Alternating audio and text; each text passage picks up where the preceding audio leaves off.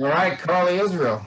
There we go. All right, so I am going to be reading from my memoir, Seconds and Inches, and it's a privilege to do this. I am on chapter 32, and the title is Something is Wrong. As a baby, Levi was bald, with prominent blue veins snaking over his little head like a road atlas. When he cried, the veins pulsed. When he was 5 months old, my uncle Sandy, a cardiologist, emphatically told me I needed to have Levi looked at. He didn't like how bulgy the veins were. Our pediatrician, Dr. Joseph, told me it was probably nothing, but he agreed to run some tests. Dr. Joseph wrote the name and number of a specialist on a Post-it note. He said, "This is a pediatric neurosurgeon." It was a gut punch. A few days later, we met. Dr. Craig at the pediatric neurology suite. As I paced in the waiting room with Levi in his carrier, I looked at the pictures and thank you letters to the doctor on the wall and wondered if we were in the wrong place. The kids in the picture had scars from their foreheads to the back of their necks. Google told me that Dr. Craig was one of the best pediatric neurosurgeons in the country. Dr. Craig measured Levi's head, grunted, and unzipped his onesie. He remarked that Levi had pectus, a concave deformation in the chest, and ordered a sedated MRI. I felt my own chest tighten. Is that really necessary? What are you looking for in an MRI? Please, just ask my assistant to help you find the first possible opening. There's no time to waste. And he was gone. I took Levi for the MRI by myself. Keith had to take a scheduled exam. My mom watched my older boys. The sedated MRI took 6 hours. I sat and I paced for 6 hours in the waiting room, wondering what they were doing to my baby. I started getting anxious when it was taking longer than the nurses promised. My radiologist brother-in-law, Paul, was going to read the scans, but the day was coming to a close and I wasn't going to make it to his office to drop off the CD before he left. When Levi woke up from anesthesia, he tried to scream, but no sound came out. He had been intubated during the scans and his voice was hoarse. When he finally left, I drove to Paul's house to have him look at the CDs. I fully expected him to put my mind at ease. He would look at the scans and say, "Everything looks normal, go to bed, go home, you're fine." But that's not what happened. Paul called as we were getting the boys to bed. Keith and I listened. Levi's brain looks really good. He paused and took a breath. I have since learned that doctors always give the best news first. But he is missing the posterior dorsal part of the superior sagittal. This means Levi was born without the connector to the sinus that helps the blood flow and drain from his head. The reason his head has those big bulgy veins in the back is that the body must be rerouting the blood. What does that mean? My heart quickened. I cradled the back of Levi's head in my palm. He was asleep in my carrier. In adults, something like this is very dangerous because it means something is wrong with the blood flow to the brain and it created a block up. This condition would be fatal in adults, but he was born with this and it looks like the intelligence of his body just designed around it. All I could think was, he said fatal. He said fatal and missing and rerouting. I felt sick. I gazed at the peaceful face of my sleeping baby boy. I wrote down what he said and thanked him. I got Levi to bed and came downstairs and found Keith in his basketball clothes. "It's not good news. Can you stay? We need to talk," I said. He gave me a pleading look. "I'm going to be late and I need to blow off some steam. Talk later?" He kissed my forehead and walked out the door. I called Uncle Sandy, who was also a doctor. He said he'd never heard of this condition, but he was concerned that if Levi had one venous anomaly, that there might be others.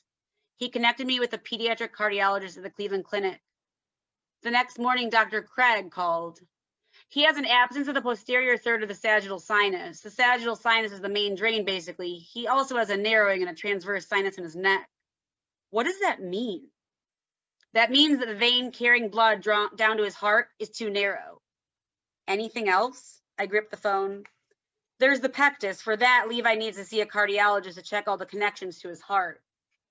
What is this condition called? I wanted to research it online. There's no name for this. It's a rare genetic anomaly. I've never seen the likes of it. What are your concerns? What can happen? Possible failure of a system. There could be traffic backup like on a highway in his head. Venous hypertension is a concern, but right now he looks good neurologically. What is venous hypertension? Increased pressure in the head. It can cause brain damage. How will I know if he has that? You would notice extreme irritability and vomiting, possibly bleeding.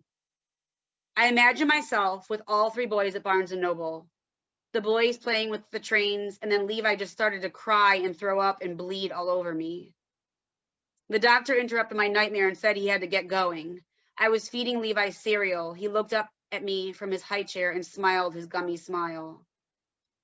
Chapter 33, Rare Bird. I wrote down questions like, what happens if Levi's system fails? What are the long-term implications for brain development? Will his life expectancy be normal? That last one was by far the worst one to have to write down, much less ask. I was with Levi at the Cleveland Clinic waiting to see Dr. Robbins, the pediatric cardiologist. I'd taken him for an EKG and echocardiogram and was waiting to talk to her about the results. Dr. Robbins was a tall brunette with piled up hair and glasses that kept sliding down the bridge of her nose. Levi's heart looks great. There were no AVMs. What are AVMs? Arterial venous malformations. Those are abnormal connections between arteries and veins. That's great news. Relief blanketed me. His heart looked great. But he has this brain issue. My advice, if his condition is so rare, go get a second opinion. Go find the best pediatric neurosurgeon in the country. Find the top people and send them the scans. Is that acceptable in your world? Would Dr. Craig be offended? Listen, as a parent, you have to advocate for your child. No, he won't be offended. In fact, ask him who in the country he respects and send Levi scans there. I thanked her and shook her hand. She gave me the knowing look of a fellow mother. Check out CHOP or Boston. They're the best places for pediatric neurology. I will, thank you. I didn't know those places, but suddenly I was on fire to find out about them. I was on a treasure hunt and had just been given my next clue. Chapter 34, Somebody Help. I called Uncle Sandy before I even called Keith or my mom. CHOP is Children's Hospital of Philadelphia and Boston is Children's Hospital of Boston. I have some connections at CHOP I can call. Because he had previously practiced at Hopkins and now practiced in Philadelphia area, he knew people at CHOP that he could contact. What are they calling what Levi has? There's no name for it. Dr. Craig said he's never seen it before. He said it's very rare. Okay, I'm out of my comfort zone with this. I'll reach out to some people at CHOP who can look at his scans and I'll call you back. In line at the hospital Starbucks, Levi was asleep in the stroller. I stared at all the doctors in line in their scrubs. I had an urge to make an announcement about Levi. I wanted them to put their phones down and help me. Briefly, I wondered if everyone was being overly dramatic and silly. I looked around expecting someone to shake me and tell me to stop all this fuss and go home. Your kid is fine. But there wasn't time to spend wishing it weren't true. I had to get to work. I sent out a mass text to a bunch of people I knew even remotely associated in the medical professions. I need to find the best pediatric neurosurgeons in the country. That little stone I threw in the pond caused a wave of ripples that surprised even me. By the time I got from the car to the valet, my cell was loaded with messages and names and numbers of people who knew people to contact. My journal became a logbook of names, doctors and radiologists who were willing to look at Levi's scans. I found and contacted all the best pediatric neurosurgeons at the top hospitals in the country. My phone became permanently attached to my hand. The thought crossed my mind that this could not have happened to a better mother. If something needed to get done, I was the woman to do it, and I would not accept no for an answer, especially when it concerned one of my babies. After that initial text, while I was walking to the valet, friends and family started emailing and calling with specialists they knew who wanted to help. One friend emailed that she had just received the news about Levi and happened to be standing in line while waiting for prescriptions next to the acquaintance of someone whose brother was the head of pediatric neurosurgeon at one of the top children's hospitals. He would be happy to read Levi's scans. Another friend texted that she had recently eaten Shabbat dinner next to a vascular surgeon at the Cleveland Clinic. Nothing surprised me. I'd grown used to God working like that in my life. I felt the help coming in and I allowed it. I had no choice.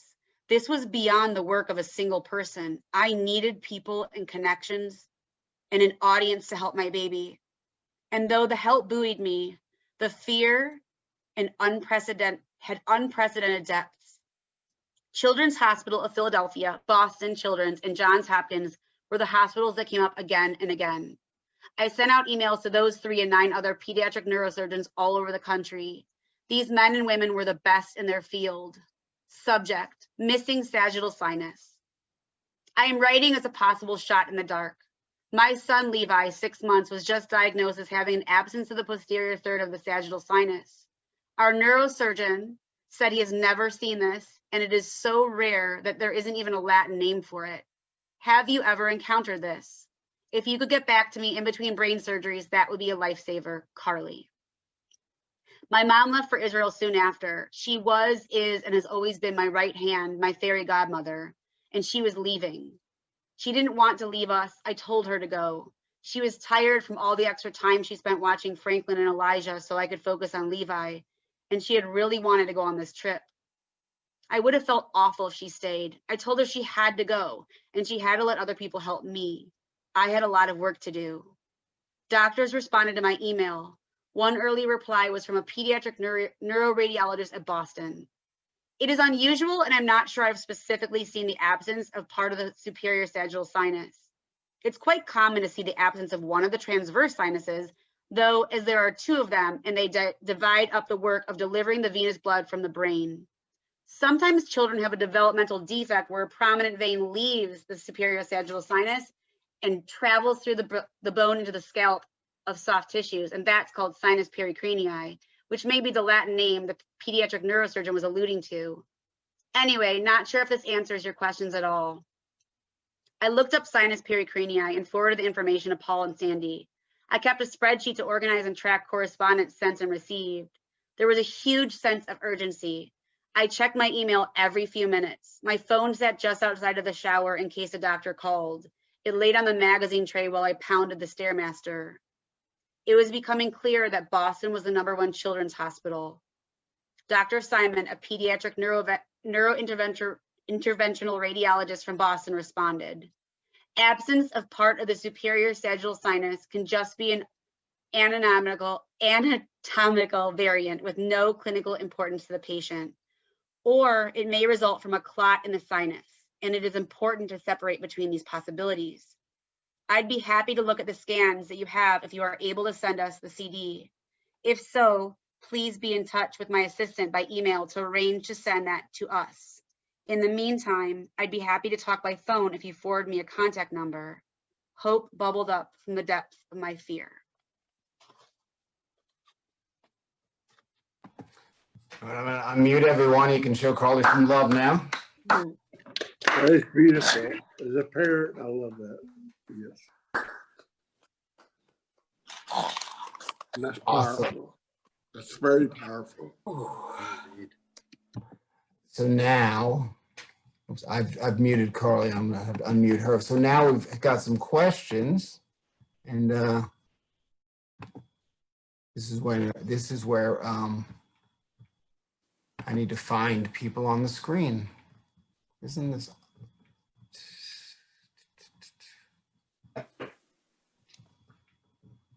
Hang on 1 second. Why don't I see? Carly, flap your wings or something. Oh, there you are. There you are. Okay, fantastic. All right, so we have a few questions for you. All right, so thank you for being with us. At what point did you know you had to write a book about your experiences? When I was 9. I've always known I needed to write my story, and as a very little girl, I knew I had a lot to say, but who's going to take a 9-year-old seriously? And if you read my story, you'll see why I had a lot to say by the time I was 9. And I also come from, which is the main part of my memoir, generations of stories that need to be told. And I felt a responsibility my whole life to tell them. So it's always been there. Speaking about those responsibilities of your stories to be told, what other subject matters? Obviously, this whole book isn't a medical journal about your child. So what other stories and themes do you cover in this book? Great question.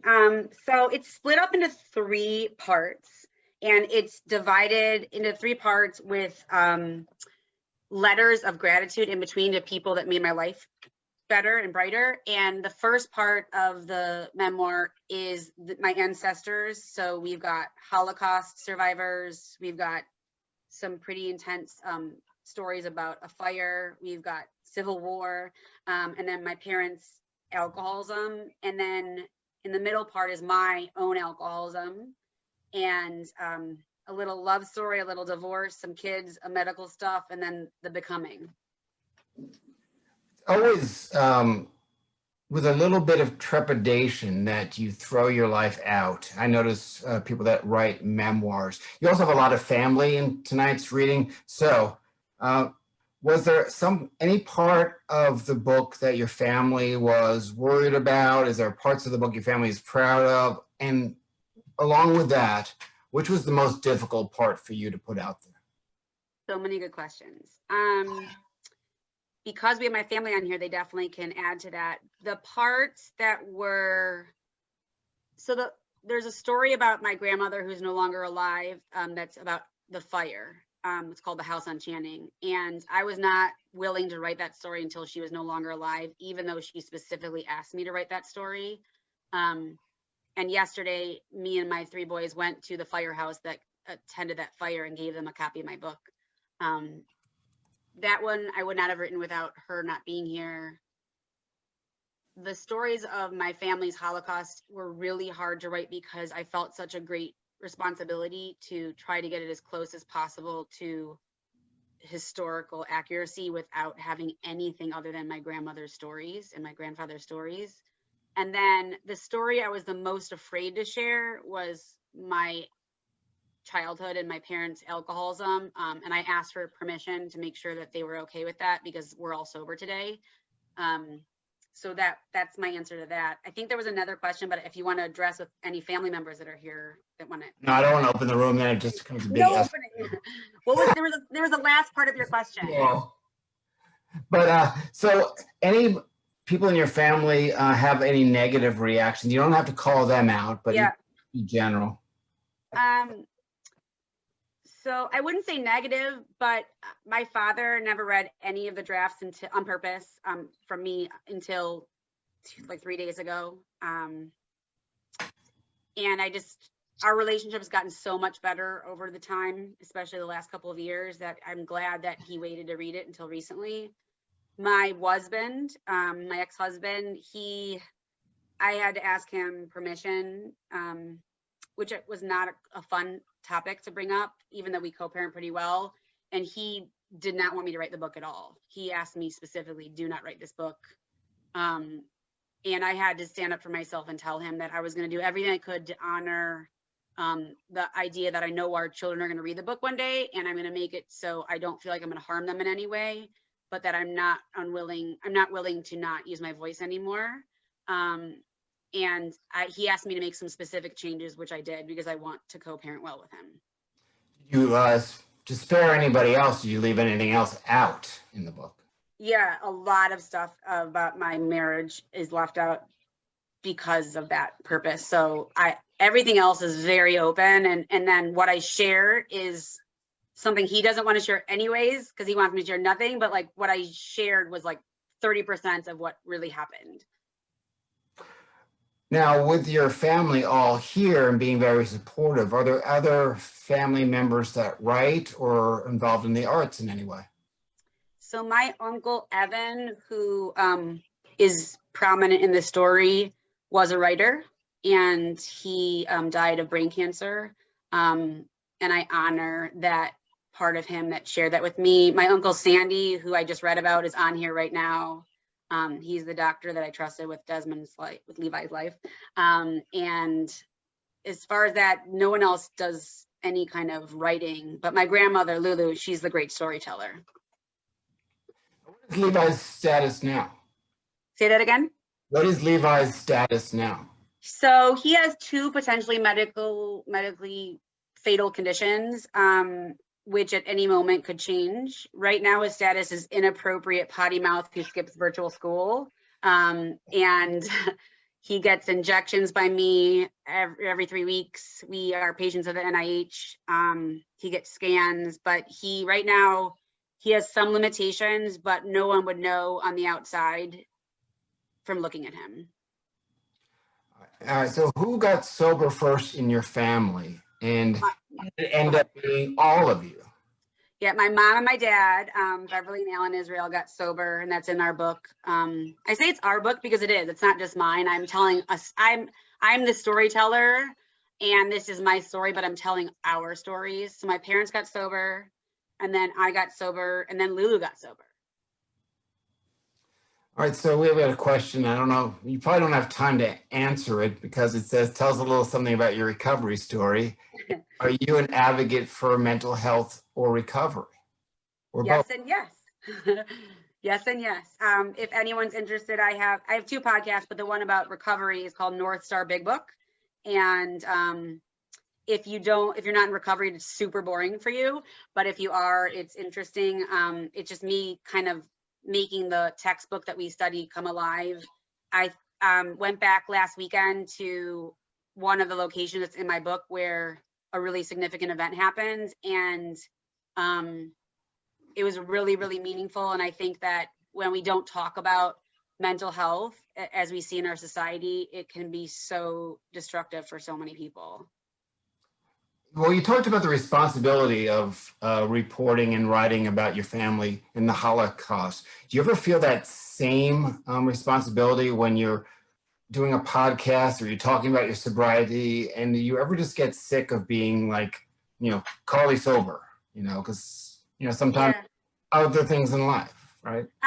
Good question. I don't think of myself as Carly sober. The cool thing that's happened after being sober for 21 years is I don't have like Carly in sobriety and Carly that writes and Carly that's a mom and Carly that is a wife. I have just one person. And the cool thing is, well, not everybody in my life likes that one person is the same person everywhere you go.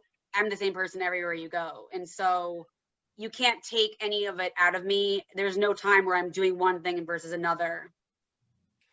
Now, how did you move into podcasts and also writing for the Huffington Post? Great question. So my first podcast, the North Star Big Book, happened because I've been taking women through our big book for 20 years, and people move and people want me to keep taking them through. And I finally got this idea. I was like, I should just record this because this is so hard to do at this point. I have a certain amount of people I can work with and I can't work with others. And one of the women in my army said, she would send me a message every week when the podcast came out, because I would think to myself, when you're putting something out there, you're like, I hope somebody likes this. I remember thinking, if one person likes this, then that's all that matters. And I just saw today that there's 25,000 downloads from it. And I literally did it in my car while my kids were in karate, and I would be on like the phone. And then for writing for Huffington Post happened, I know exactly where it happened. I was walking on my long driveway of my beautiful house that I could not afford while my divorce was happening. And I remember opening up my phone to a notepad, like on your phone, and I wrote 10 gifts of a messy divorce. One of the things you'll learn if you read my book is that I have a woman in my life who's no longer here, but is with me in my heart, her name's Ro Eugene. And she said, you have to find a gift in every hard thing. And so I made myself find 10 gifts of a messy divorce. And I sent that to HuffPost before Ariana Huffington left and it became what it is today. And they were like, we want you to turn this into a blog. And I was like, shut up. And so I wrote one article, and it was just one of those where 50,000 people read it, and people were yelling at me. And that's when you've hit a nerve, when people are yelling about what you're saying. You're also a divorce coach. And I know there's a lot of people that have been involved with divorce referees, but what do you do as a divorce coach? So, 2 things. One is I'm not an advocate for divorce. I'm not like, everybody should get divorced. I've had marriages and divorces that have been blamed on me. Like, Carly made you get a divorce, which is not true. I'm married today to my best friend. I love and romance. What I do know is that divorce, when there's children involved, what I was told before I went through mine was that it was miserable and it's going to be horrible and your kids are going to suffer and it's going to be the worst thing you could ever do. And how can you do this to your kids? And that first article that I wrote for HuffPost, I literally Googled, should I stay for my kids? And it was the hardest decision I've ever made in my entire life. And what I found was I found this person named Scott Simon who taught me about the concept of the North Star. And he said that when sailors are lost in the dark and they cannot find their way home, they look up to the North Star, and that light, once they know where they are in position of that, then they can get home. And he said that my children would be my North Star. And so that is how we told them. And that is the decision that I've made. And so we live 4 blocks away from each other. And 90% of the time we co-parent well, and 10% we don't. And the coaching that I offer is a 5-session intensive program where it's for people that don't want to mess up their kids emotionally because of the divorce. And I take them through a process to get rid of their crap so they can be good humans and their kids can have a good story of their life. All right, you gave some very excellent answers, and I sound like Bill and Ted. You gave some answers. Here is your book, and we like to promote our indie bookstores because they really need our help right now. And where do we find this? What is your favorite indie bookstore, and can they online order for it? Yes, they can. I'm so glad you asked. So if anyone's familiar with Cleveland area, there's a really cool hippie area called Coventry, and there's a store called Max Backs Books on Coventry, and they do online ordering. They'll send it all over the country, so you can get it on Amazon and Barnes & Noble and IndieBound, but Max Backs is like literally like a little mom and pop place next to Tommy's in Coventry, and they desperately need support. Shop local. So Max is MAC''S book, Max Backs Books. All right. Well, thank you once again. That was fantastic. I've unmuted all. We can. Thank you for the opportunity. Thank you. This is Fantastic. And so with that, we will say, make sure I do this right. I shut down this meeting before. I'm going to shut down the live feed. So if you're watching on Facebook, thank you very much. And I'll see you next week on that. And